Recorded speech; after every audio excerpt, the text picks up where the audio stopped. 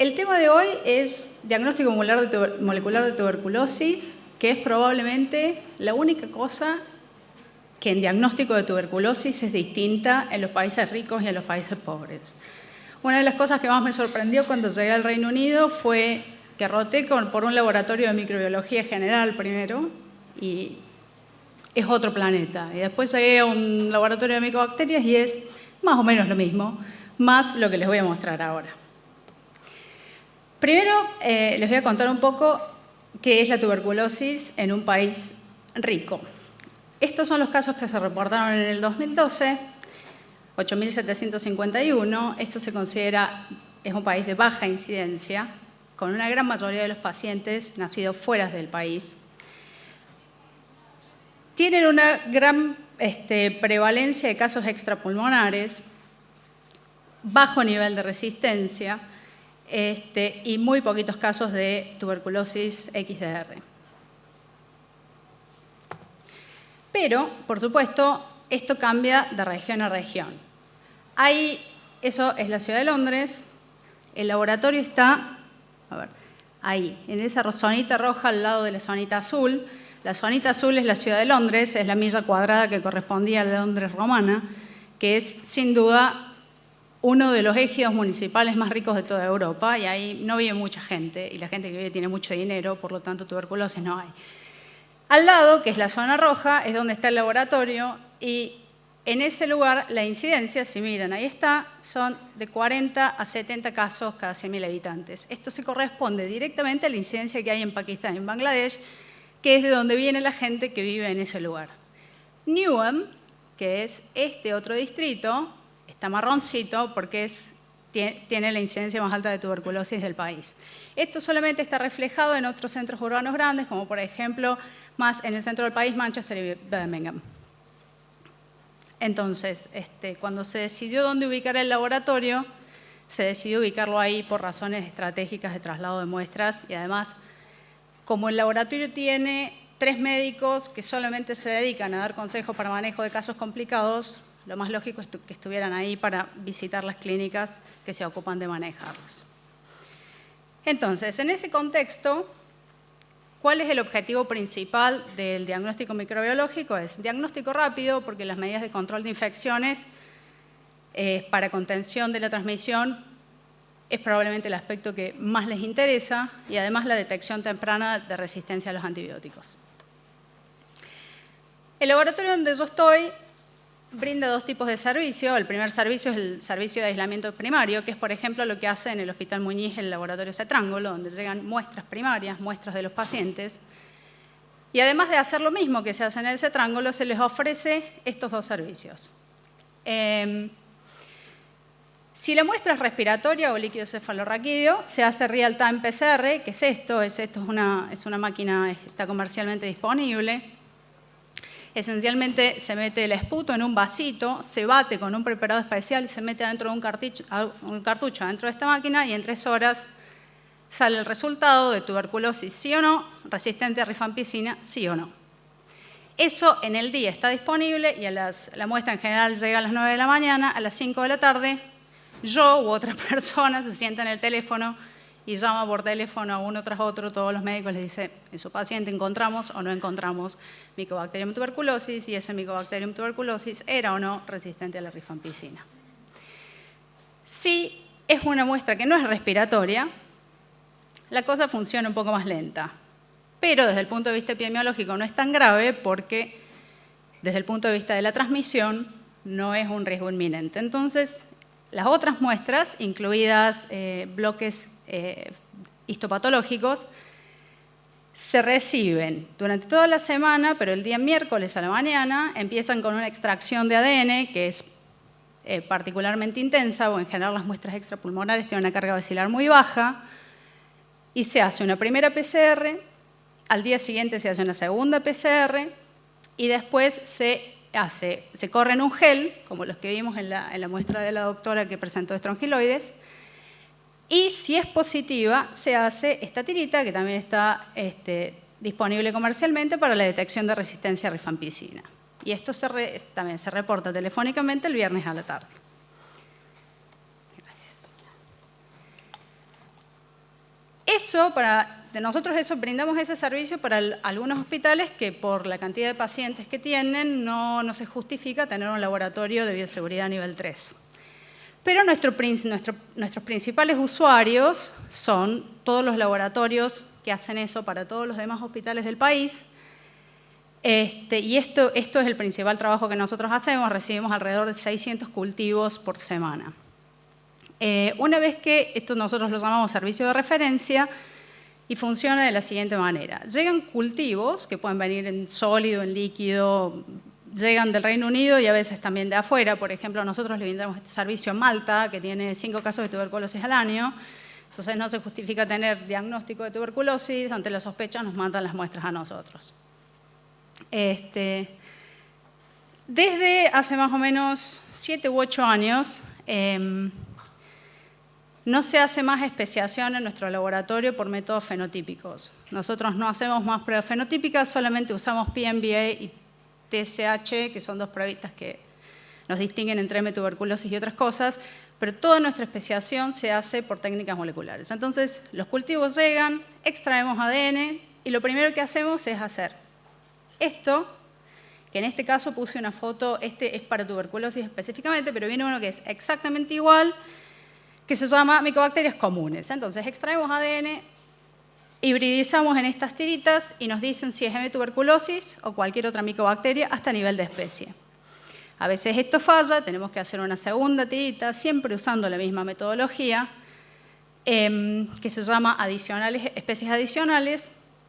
Y si eso falla, juntamos todas las muestras y a final de mes hacemos una secuenciación del RPOE y ahí se le da un cierre. Esto es solamente por una cuestión de control de calidad interno, por legislación europea e interna del Reino Unido, todo tiene que salir tipificado a nivel de especie. Solamente las cosas que una vez secuenciadas no se pueden tipificar se liberan como micobacteria SPP. Si es complejo de tuberculosis, hacemos de manera adicional otra tirita, que es exactamente igual a esta, que nos dice qué miembro del complejo tuberculosis es. Esto, de vuelta, es porque desde el punto de vista de nuestros criterios de calidad, lo necesitamos hacer y además porque hay ciertos tipos de bacterias que tienen interés epidemiológico. Por ejemplo, Mycobacterium africanum o Mycobacterium bovis. La gente de salud pública los sigue de manera un poquito diferente. Todos estos resultados están listos en 24 horas. A su vez, y esto es opcional si el médico lo requiere, no es parte de la rutina, si hay sospecha de que el paciente pueda ser multiresistente o el paciente viene del este de Europa, ahora a veces nosotros no esperamos que lo pidan, si el paciente viene del este de Europa, lo hacemos directamente, hacemos esta tirita, que es esta la que estamos viendo acá, que detecta resistencia a rifampicina y a isoniazida. Esta MDR-TB Plus es la que detecta resistencia a isoniazida y rifampicina y esta de acá abajo, que también la tenemos disponible, detecta resistencia a aminoglucósidos, fluoroquinolonas y etambutol. Esta igual está por dejar de venir en el formato actual y solamente va a detectar resistencia a fluoroquinolonas y aminoglucósidos porque la detección de resistencia a etambutol es muy mala. A su vez, como este es un laboratorio de salud pública y brinda servicios para todo el Reino Unido excepto Escocia, que tiene su propio laboratorio, nosotros tenemos una función de vigilancia epidemiológica. Entonces, todas nuestras cepas de M-tuberculosis que crecen, se les hace epidemiología molecular y se les hace BNTR. Para aquellos que no están familiarizados con esto, esencialmente hay sectores del ADN de la M-tuberculosis que tienen secuencias que se repiten.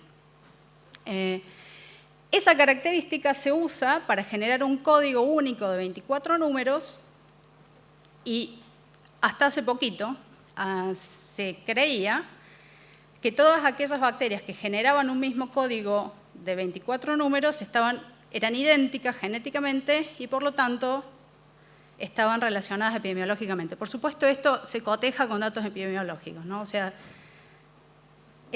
una vez que esto se reporta, o sea, nosotros se lo reportamos al médico que envió la muestra en 7 días. Pero a su vez, una vez al mes, esto se sube a una base de datos a la que tienen acceso todos los laboratorios del Reino Unido que usan el sistema, y cada vez que aparece un clúster, un grupito de 2 o más, salta una alerta en no es un laboratorio, en la oficina de epidemiología de la misma institución en la que nosotros trabajamos, pero no tiene laboratorio. Y ellos se ocupan de contactar a los médicos que enviaron la muestra y a los pacientes, y ellos se ocupan de recolectar todos los datos. Esto sigue siendo así, este es un servicio que nosotros todavía incluimos de rutina. A veces, inclusive los médicos clínicos, por ahí, antes no los reportábamos en 7 días, pero los médicos nos empezaron a llamar por teléfono y decían, nosotros sabemos que ustedes lo hacen, ¿por qué no lo informan? Y nosotros no lo informábamos porque pensábamos que nadie nos estaba usando para diagnóstico, pero aparentemente al médico clínico le sirve, le da algún valor. Por ahí empieza el rastro epidemiológico antes de que llegue la gente de salud pública. Entonces ahora los informamos en 7 días. Recientemente irrumpió en el mundo de la tuberculosis la secuenciación de genoma completo. Esto por el momento todavía sigue siendo considerado como algo que se hace solamente para investigación. Pero lentamente, y en mi laboratorio, está reemplazando a esto. Porque lo que se comprobó, ahora que está disponible la secuenciación de genoma completo, es que muchas de las cepas que nosotros pensábamos que eran parte de un brote, porque tenían un BNTR idéntico, son genéticamente muy distintas. Entonces, recientemente PHE compró un secuenciador y ahora están en reunión tras reunión viendo cómo van a generar el sistema para empezar a utilizar esto y dejar de utilizar esto. Hasta el momento se utilizó, hace más o menos 4 meses, aparecieron 5 pacientes, entre ellos un bebé de 9 meses, con una cepa de tuberculosis XDR. Todos de ellos provenientes de Lituania, todos de ellos viviendo en la misma casa, con el mismo BNTR, entonces todo el mundo pensó que era una cepa idéntica. En ese momento, la persona que hace secuenciación de genoma completo en mi laboratorio estaba estudiando esas cepas por otras cuestiones, estaba buscando mutaciones específicas, pero la invitaron a dar su opinión y fue extremadamente interesante, porque, por ejemplo, había cosas, lo que se usa en algún momento esto se intentó usar para predecir quién le había contagiado tuberculosis a quién, ¿no? Uno parte de una cepa con este ADN y asume que si hay una mutación con respecto a la cepa que uno considera el caso 0, el caso 0 se lo doy al caso 1 y así sucesivamente. Obviamente esto tiene implicancias médico-legales enormes, pero lo que quedó claro después del estudio de este brote es que esto todavía hoy no se puede decir. No se puede decir cómo fue la transmisión. El bebé de 12 meses, el de 9 meses, por ejemplo, tenía una cepa con menos mutaciones que el padre. Con lo cual, genéticamente era el caso 0. Sabíamos que no era el caso 0 porque el padre tenía un diagnóstico de tuberculosis hacía 5 años en una prisión en Lituania. Pero bueno, todavía hay muchas cosas que son de difícil interpretación, pero sin duda es, desde el punto de vista de entender grupos de gente que se infectan de la misma cepa o que comparten la misma cepa, mucho más sensible que el BNTR. Ahora, como les decía, se está tratando de poner en marcha a nivel nacional para empezar a reemplazar lentamente al BNTR. Esto, que no es nuestro, esto es de un investigador de Oxford, pero esto es exactamente lo que se generó con el caso que yo les decía, mucho más chiquito de los clústeres. Cada uno de estos globitos son grupos de personas que tienen micobacterias con exactamente el mismo genoma. El caso 0 en general es el paciente que primero se detectó. Estas linitas quieren decir, en algún momento, bueno, este autor habla de transmisión con cierta dirección, todavía es controversial, pero entre este y esa pelotita negra quiere decir que había una mutación de diferencia entre el genoma de estas micobacterias y de esa de ahí. Esencialmente, así se estudian los brotes y de esto, por supuesto, se toman decisiones epidemiológicas. Este trabajo es bastante interesante. Fue este trabajo en realidad el que estableció, porque a su vez cuando esto se empezó a usar, y ahora cada vez se habla más y más y más de esto, es cuándo definimos que los pacientes comparten la misma micobacteria. ¿Cuántas mutaciones es el punto de corte para decir estas dos micobacterias son la misma o no? Y a la conclusión que él llegó es que los pacientes que tienen más de 12 mutaciones de diferencia no están relacionados entre sí.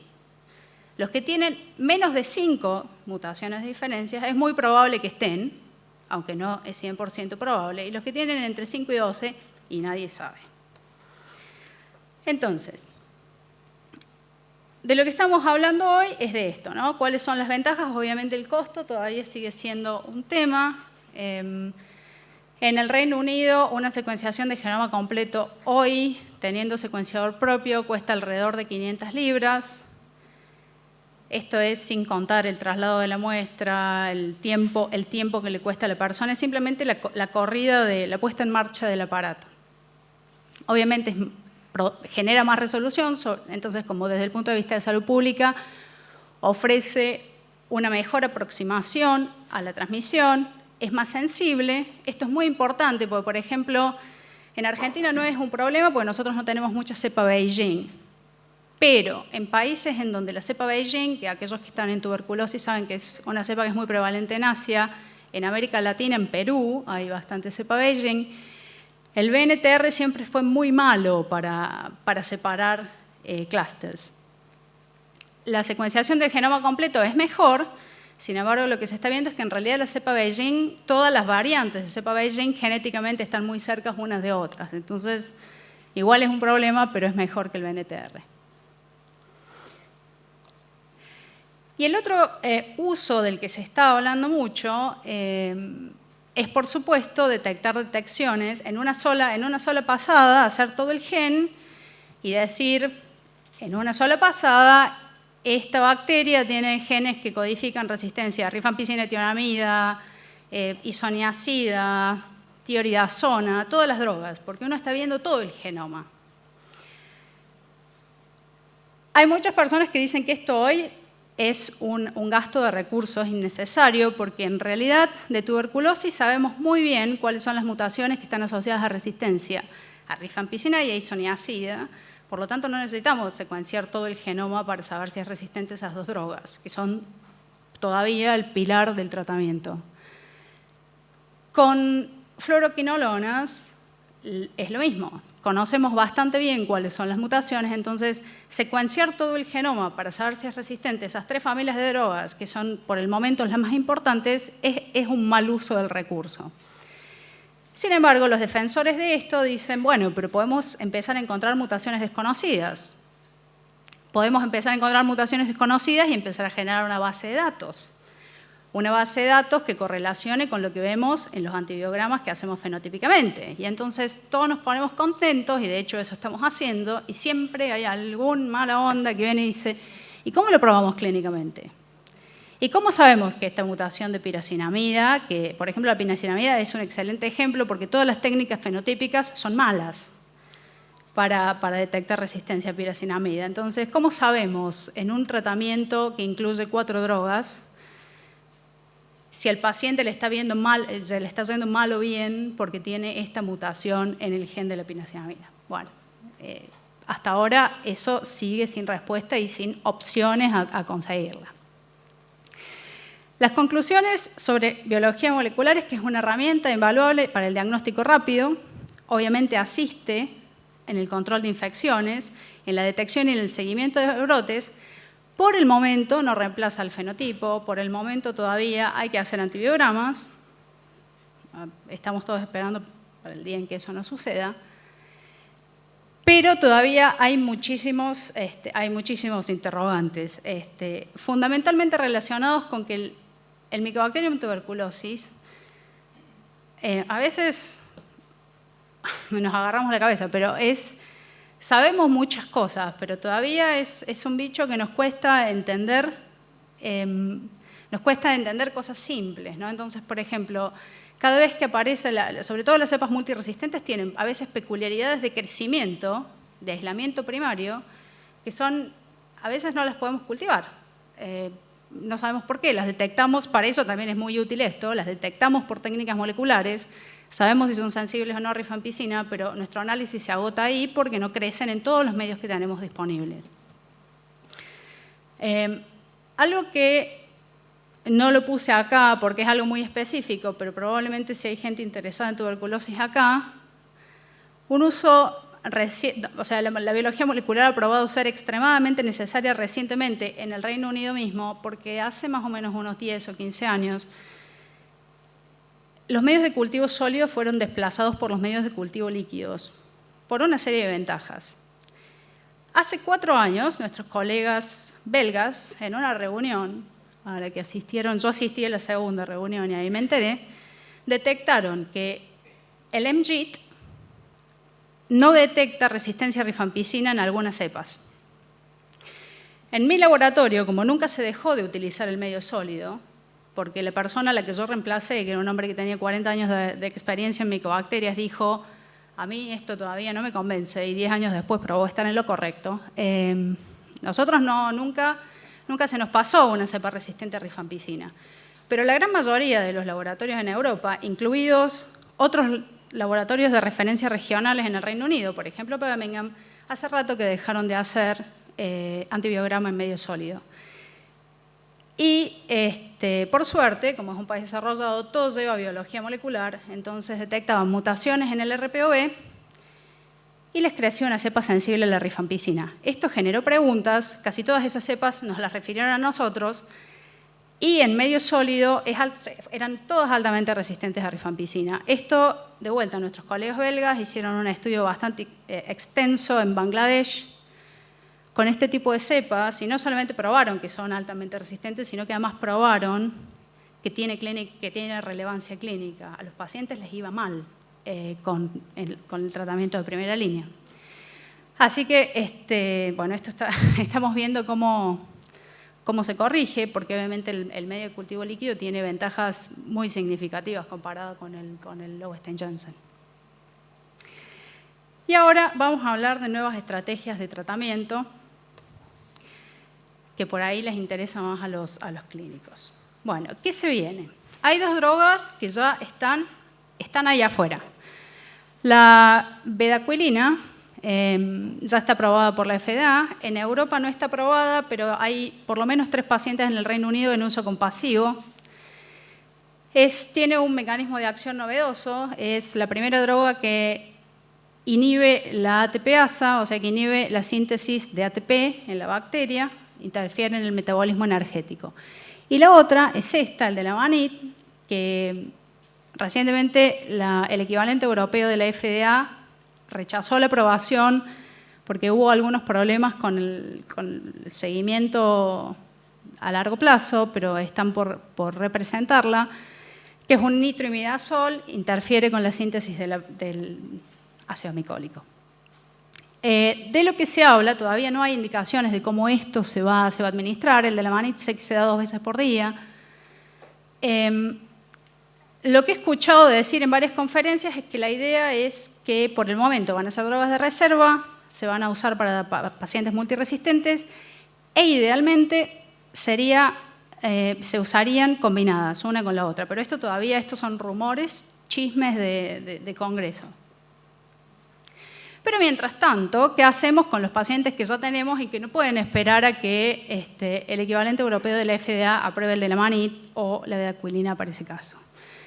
Entonces, y esto es exactamente lo que yo hago, esto es lo que yo hago todos los días, es desenterrar antibióticos que hace 30 años que estamos usando, o a veces 50 o a veces más. Por ejemplo, recientemente tuve que pedirle a la Biblioteca Británica que me mandara un paper del año 55. ¿Qué hacemos con lo que tenemos para tratar a los pacientes que no tienen más opciones terapéuticas, inclusive que ya fallaron con tratamientos quirúrgicos extremadamente agresivos? Una droga de la que se está hablando mucho y se está investigando mucho es la piracinamida. Yo, residente del Hospital Muñiz, particularmente interesada en la tuberculosis, me enteré recientemente que en realidad el mecanismo de acción específico de la droga no se conoce. Interesante. Hubo una reunión el año pasado en Estados Unidos en donde se juntaron 40 personas a ver si elucidaban cómo funciona la piracinamida. Estamos haciendo un trabajo combinado con nuestros colegas suecos para ver si por lo menos, si bien no vamos a hablar del mecanismo de acción, queremos ver si podemos generar un antibiograma un poco más confiable.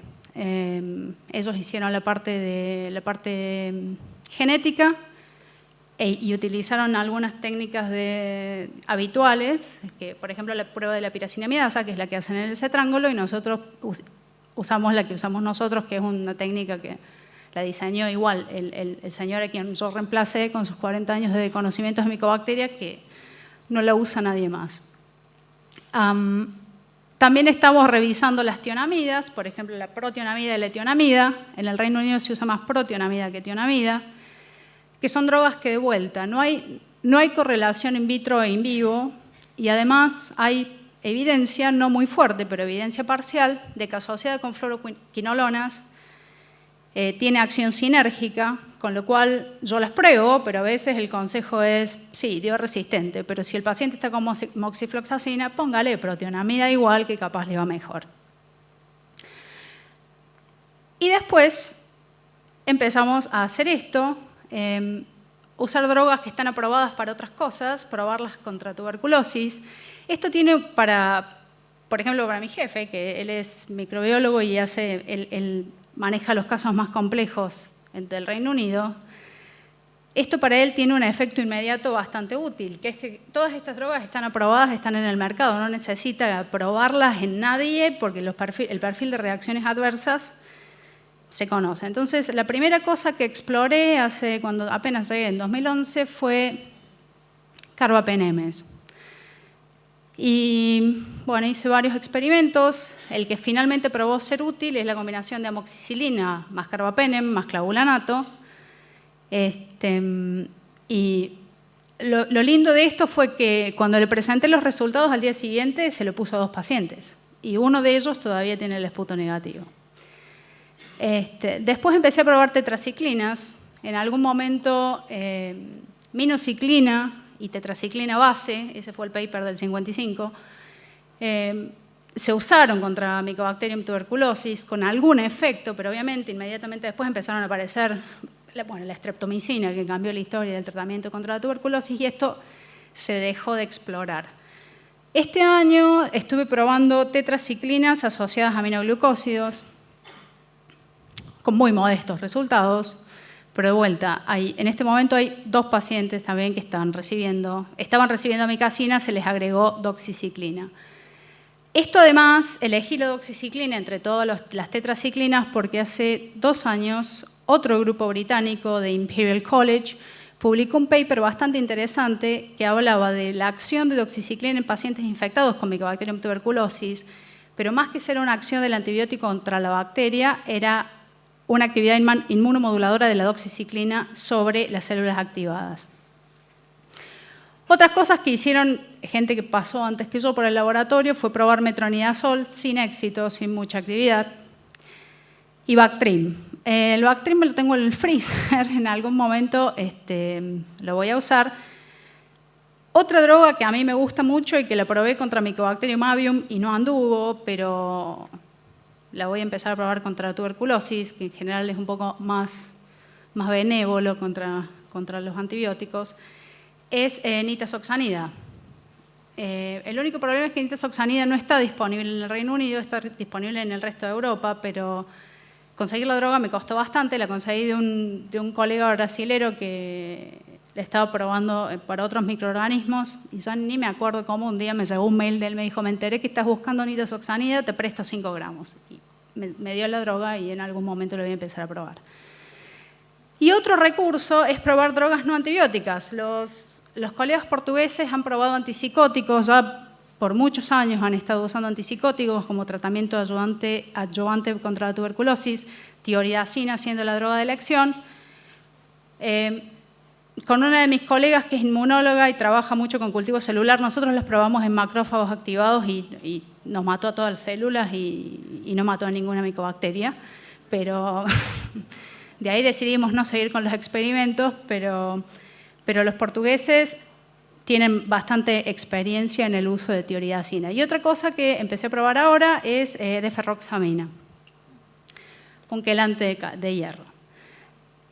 En este contexto de veamos qué tenemos en el ropero para ver si podemos desempolvar algo que nos sirva, tenemos gente que hace investigación básica, una de ellas en mi laboratorio, gracias a Dios, que utiliza la biología molecular para decirme si esto puede ser que ande o no pierdas tu tiempo con esto. Y esto en realidad es parte de un trabajo que se hizo, este no es su modelo, pero era bastante similar. El trabajo que se hizo de piracinamida cuando empezamos a trabajar con los suecos en tratar de generar un antibiograma más confiable. Esencialmente lo que ella hace es, tiene la secuencia, la transforma en un código de aminoácidos y después le pone en sistemas informáticos que generan un modelo 3D, como este, a veces mejor que este, porque se ve la enzima solamente la forma, no con estos dibujitos, y puede predecir hasta ahora con un 50% de chances, sabiendo dónde está la mutación, si el antibiograma me va a dar resistente o sensible.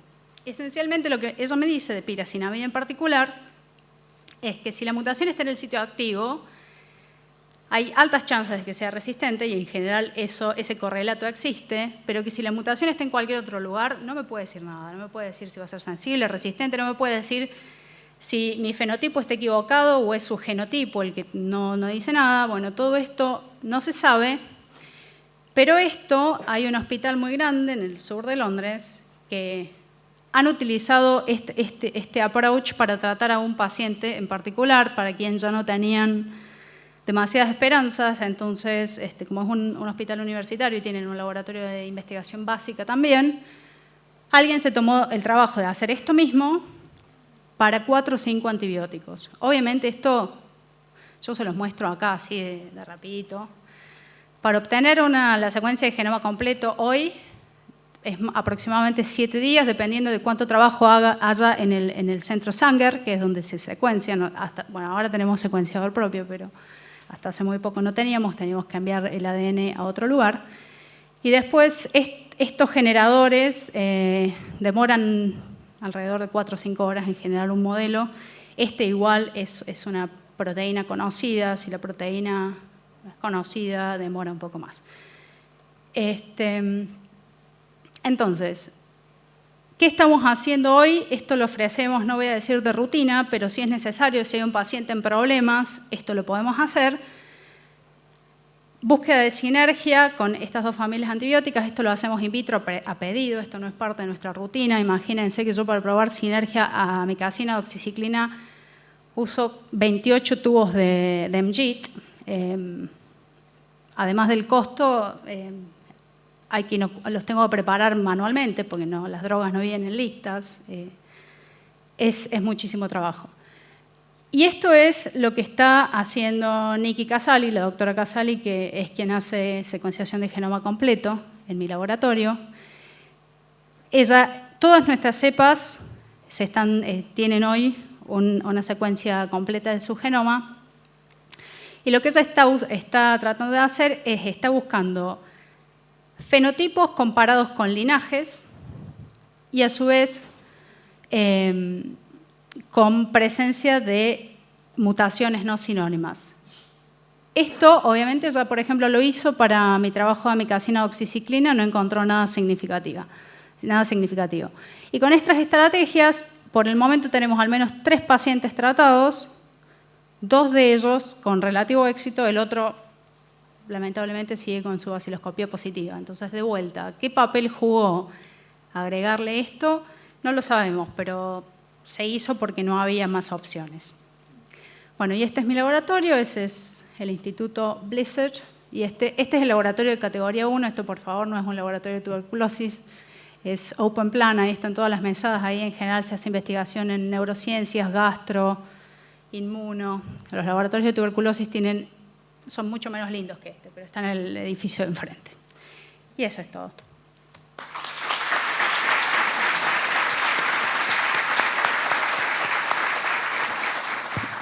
Una pregunta puntual.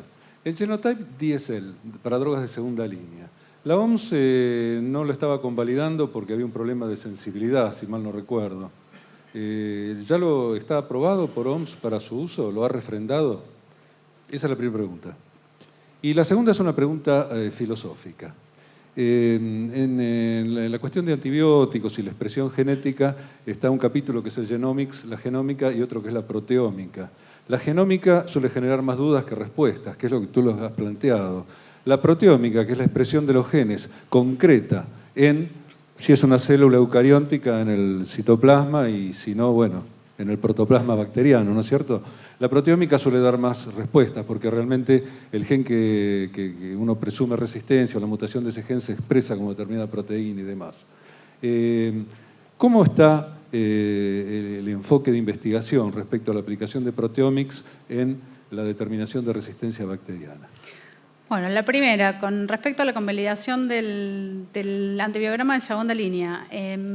La OMS solamente tiene para segunda línea avalado y con cierto nivel de evidencia de que hay una correlación los 3 aminoglucósidos, capromicina, amicacina, canamicina, y las 2 fluoroquinolonas, ofloxacina y moxifloxacina. El resto de los antibióticos de segunda línea no tienen ningún tipo de control de calidad.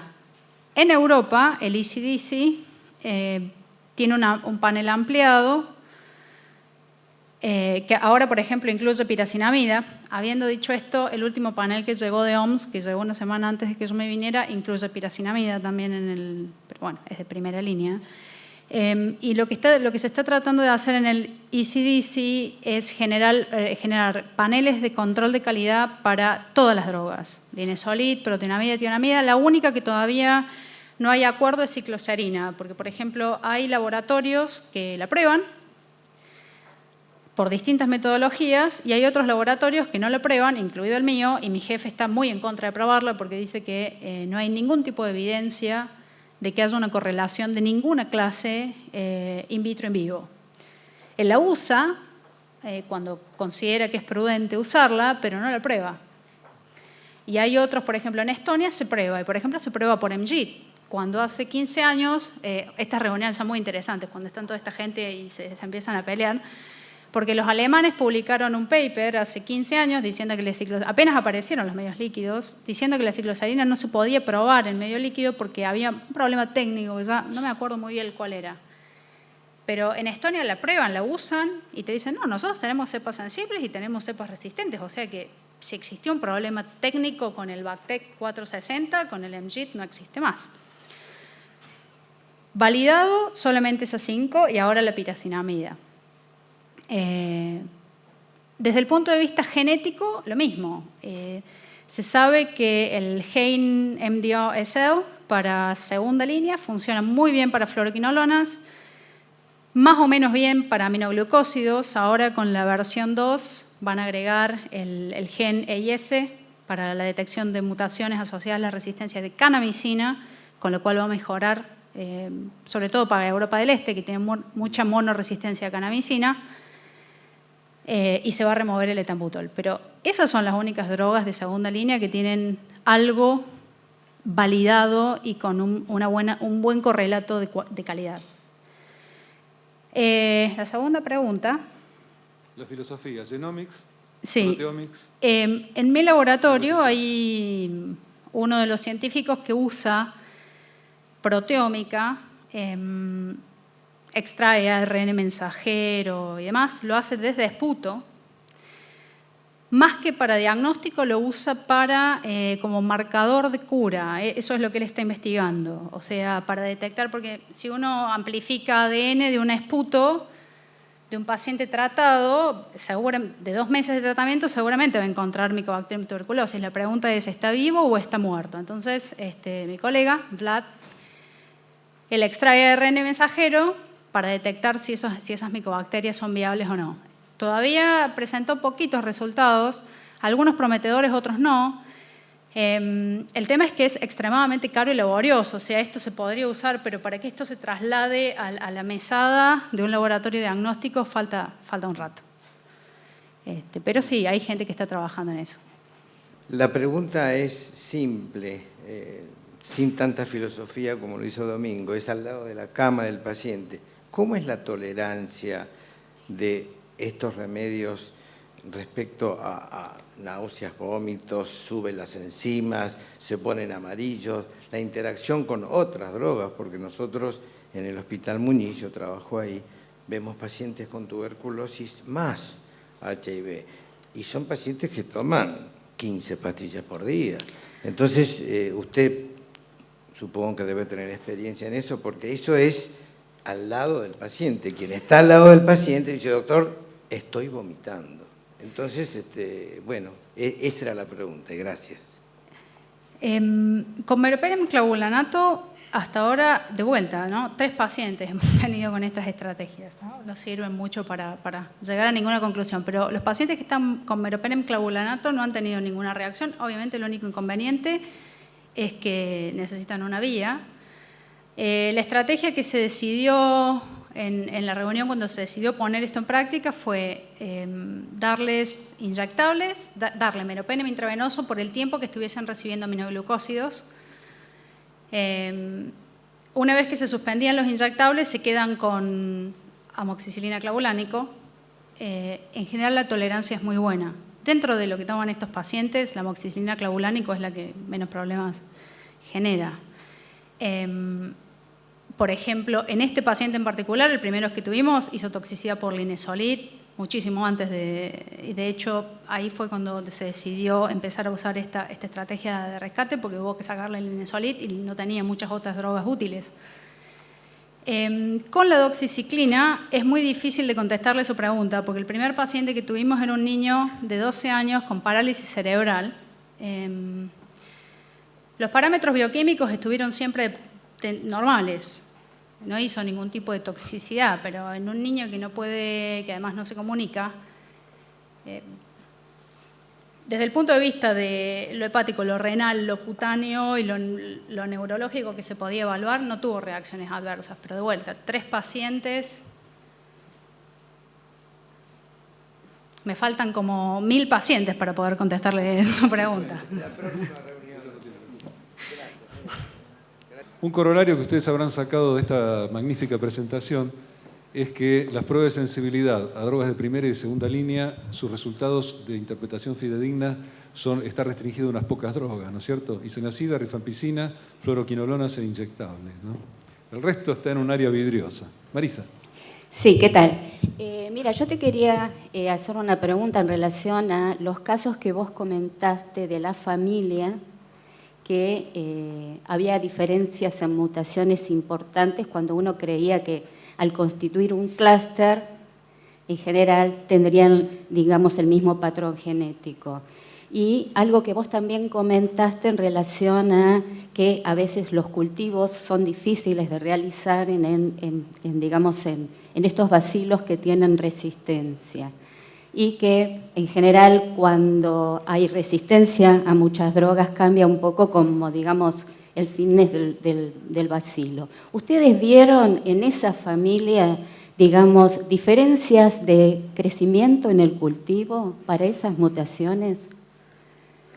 Nosotros lo que vemos es que hay algunas cepas con mutaciones en el RPOB que si no tienen una mutación compensatoria en el RPOC, sí, les cuesta crecer. Esto lo vemos nosotros y lo ven en todos lados. ¿Qué mutaciones se asocian a déficits de crecimiento? No sabemos, pero a veces lo vemos. Además, en estos pacientes, en realidad hoy por hoy diría que en casi todos los pacientes con tuberculosis es muy difícil contestarte la pregunta porque, y vos mencionaste el tema de las mutaciones puntuales, porque en realidad algo que nos está enseñando la secuenciación de genoma completo es que lo que nosotros vemos en cualquiera de estas pruebas, inclusive la secuenciación de genoma completo, es la subpoblación que prevalece. Si uno hace lo que se llama secuenciación profunda, que en vez de hacer 1000 pasadas del mismo, porque la secuenciación de genoma completo en general lo que hacen es hacer secuencia en el mismo gen, no sé, 50 veces. Entonces uno descubre el ADN que se amplifica es el ADN que es más prevalente en esa muestra.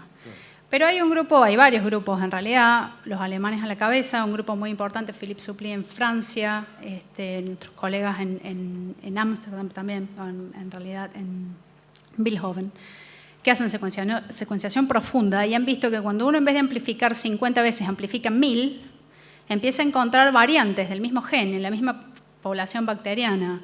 Esto quiere decir que en el mismo pulmón del mismo paciente, en el mismo frasco de esputo, hay grupos de bacterias que son distintas. Que esto, por ejemplo, muchos de ustedes hacen HIV, ya lo sabían, no es novedad para ustedes. Para la gente que hace bacteriología y para la gente que hace tuberculosis, esto sí fue una novedad. Empezar a entender que en realidad en el pulmón de un paciente tuberculoso hay de todo mezclado, y que lo que nosotros vemos es lo que prevalece, y que en realidad tratar lo que prevalece, a excepción de que uno termine seleccionando en un paciente inmunosuprimido una cepa resistente, si el paciente tiene un sistema inmune competente, tratar lo que prevalece es útil, al paciente le va bien.